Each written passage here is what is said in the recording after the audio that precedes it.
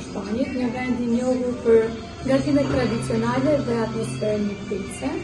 Do flasim për rëndësinë e ruajtjes së traditës, ndikimin e saj në rritjen e klientelës dhe sfidat që kalon një kuzhinier për të përgatitur ato ushqime. Lokali juaj është mjaft i frekuentuar. A keni gatime të zonës në menun tuaj që i bëjnë ata njerëz që të vinë për të ushqime? Po, atëherë, një sofrë tradicionale që përmban vetëmërisë, fasole, gjizë, mishin e fatë, reçeli, turshi, të fshatit. Gjithçka është gatuar nga ju? Po, atëherë. Traditë jonë. Kemi mishin e kecit, kemi krapin që përgatisim në tavë, që është më e kërkuara. Da përgatisim dhe zgarë në tjegull, sikur ta kërkoj klientin. Sipas të tjera, plot. Tyush, sa kanë ndikuar gatimet tradicionale në rritjen e klientelës? Ndikojnë mjaft shumë, se klientët gjithmonë kërkojnë gjëra tradicionale, aroma e liçenit, e maleve, ato i tërheq më shumë normalisht. Ushqimet që janë bio. Keni një pjatë të veçantë që i tërheq më shumë njerëzit që ta frekuentojnë të lokal? Kemi, siç të thash, peshku, që peshku i tërheq më shumë dhe është tava. Po ashtu edhe keci. A mendoni se është hyrë një trend rritja e bujtinave apo është thjesht një faktor që mund të ndikojë në zhvillimin e ekonomisë? Po, është thyrë edhe një trendi që njerëzit po kërkojnë malet më shumë, bujtinat,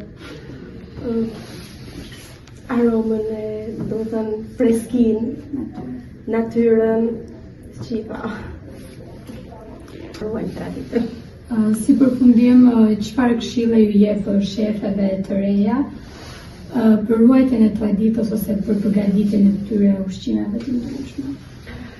I them që traditën mos ta lënë mbrapa, ta ndjekin, ashtu siç ka ndjekur të gjithë, se tradita është ajo që na mban gjallë. Faleminderit që ndahet me ne provojën tuaj dhe mendimet tuaja. Ju uroj suksese të mëtejshme në punën tuaj dhe shpresoj që çdo pjatë që do të gatoni do të kënaqë sa më shumë klientë. Faleminderit.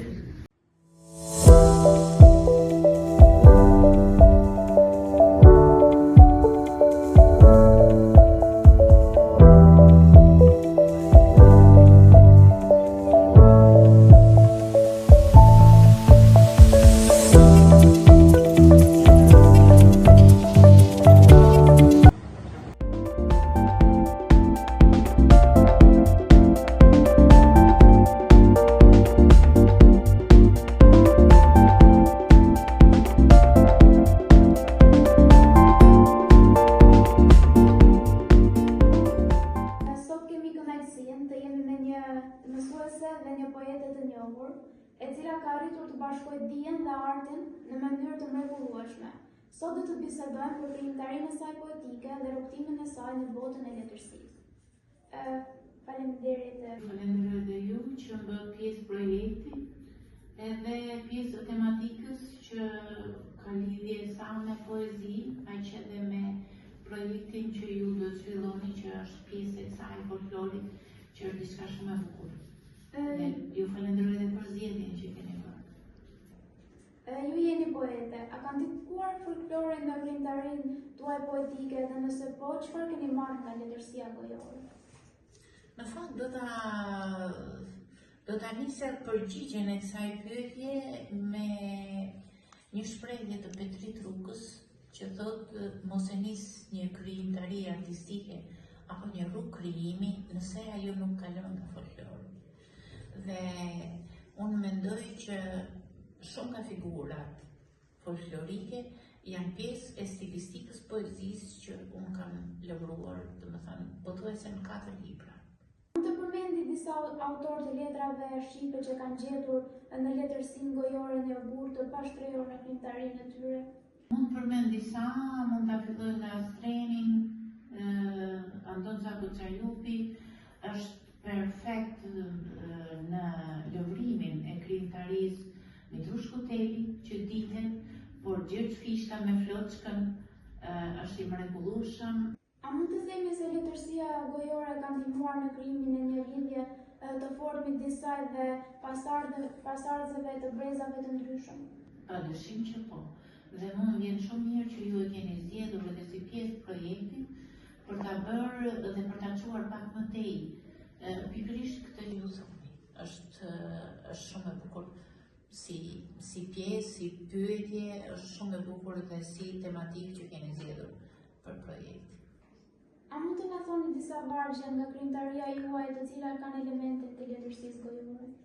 Patjetër që po, kam zgjedhur njërin nga poezitë që do t'ju lexoj. Është pikërisht Ti mundesh zanë. Pra, është pikërisht figura e zanave. Ti mundesh zanë.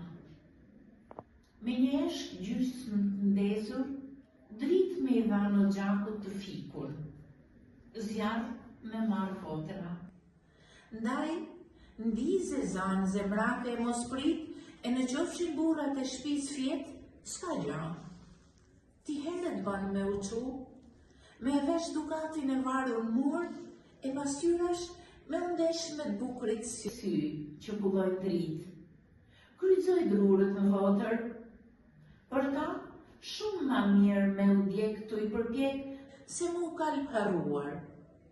Fale dhe ftyrën e rrudhur të zotit shpis, a se she, se si e ka të shkruar në balë, pa mundësin për me qërru dritën, veç kujtoj arobit, se s'kalërohet në kam të kalit.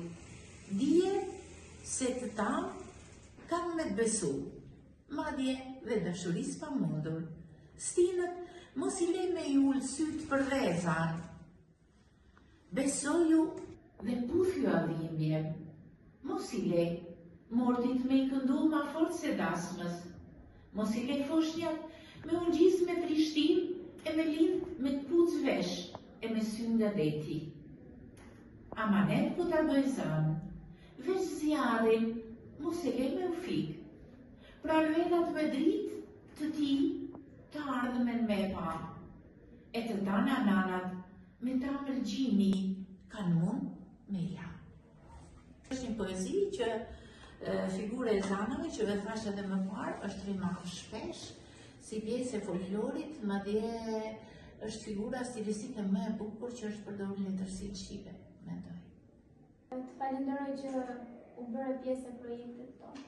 Faleminderit shumë juve dhe ju uroj suksese në projektin e ardhshëm.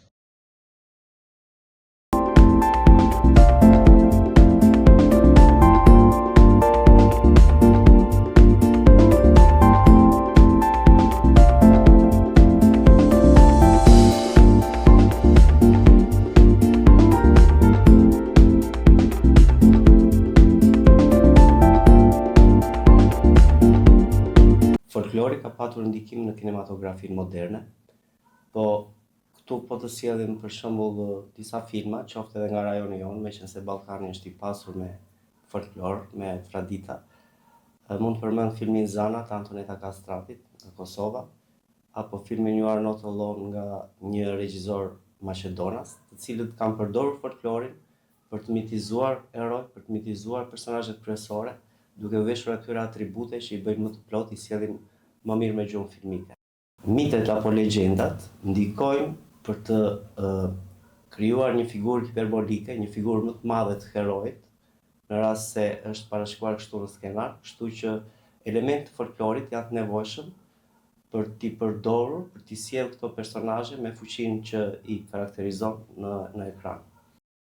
Folklori ndikon, sigurisht që ndikon në traditat e një kombi, jo më kot, sidomos në Europë, shumë shoqëri janë të interesuara për të mos dëmtuar apo për të mos shformuar atë që popujt të vjetër të Europës e kanë ruajtur deri më sot, atë pjesë folklorike, e cila sigurisht që ka vlera, dhe kujdesen që pavarësisht modernizimit sot, pavarësisht teknologjisë të lartë, ajo të mbetet e pastër. Unë do të sjell një rast shumë interesant, kur isha në Krum para disa ditësh për të intervistuar një zonjë që merret me punimet artizanale, e cila ishte shumë e shqetësuar, sepse nga presioni që ka sot për të bërë gjëra të bukura, për të bërë gjëra po themi moderne, i duhet që të marrë një vendim për të mos prishur traditat e veshjeve tradicionale që ishin shumë të kushtuara në ngjyra dhe nuk mund të fusë ngjyra të tjera.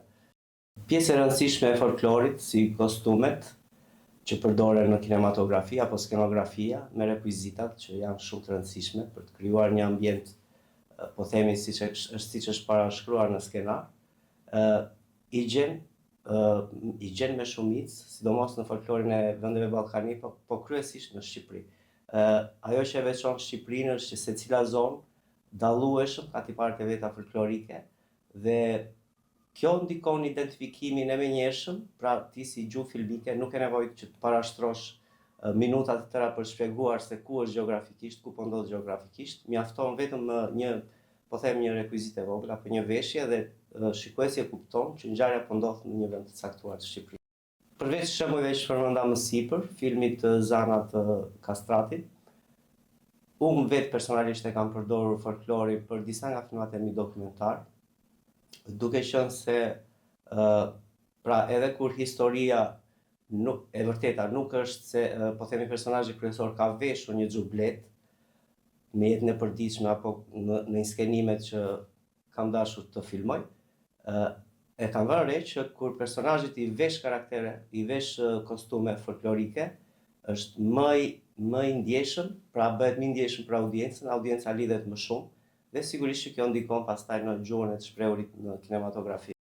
Përveç veshjeve, kostumeve, ritualet gjithashtu, apo zakonet që i themi në gjuhën tonë, janë shumë të rëndësishme në folklor, sepse është një dimension tjetër, human, që tregon marrëdhënie nga një këndvështrim ndoshta pak më i largët në kohë, por që është i kultivuar brez pas brezi dhe shumë lehtë i kuptueshëm për audiencën, po ashtu estetikisht është i mirë sepse me sjellje shumë minimale ti mund të trajtosh një temë në duke të ndërlikuar.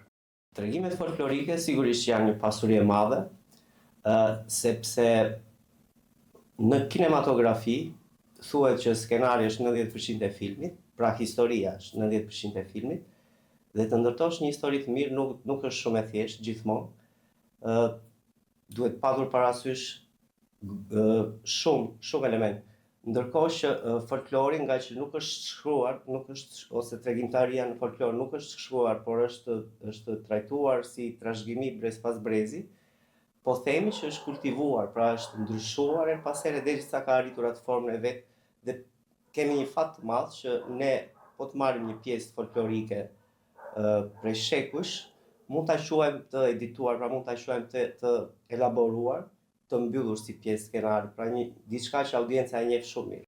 Sigurisht, roli i kinematografisë nuk është thjesht të zbavit njerëzit, por është përveç kësaj të sjell një shije artistike, të sjell informacion, ndoshta pak edukim, por është shumë i rëndësishëm që pjesë të folklorit, tradita, zakone, veshje, sidomos në kinematografinë që përket pjesës së dokumentarit, të vlerësohen, të përfillen edhe të përcillen për t'ia trashëguar brezave të tjerë për t'i ruajtur ashtu të pastra. Zakonisht autorët e filmave të ndryshëm, qofshin këta artistik apo dokumentar, janë nga vuajnë nga një presion i madh i aktualitetit për të futur modernën, për të futur inovacionin apo teknologjinë e fundit. Megjithatë, është mirë që kjo përballje me folklorin të jetë e qartë, pra nuk mund të miksojmë në një mënyrë po them komerciale për të fituar zemrën e audiencës në mënyrë të padrejtë, por duhet të trajtohen si të veçuara, pjesa folklorike dhe pjesa moderne. Aty ku ndërthuren, aty ku gërshetohen, ka vend pastaj për të nxjerrë diçka të re. Por për mendimin tim folklori duhet lënë siç është, i pastër, ashtu siç e meriton, ndërsa pjesa po them moderne, pjesa aktuale mund të përfshihet, por pa dëmtuar asnjëherë.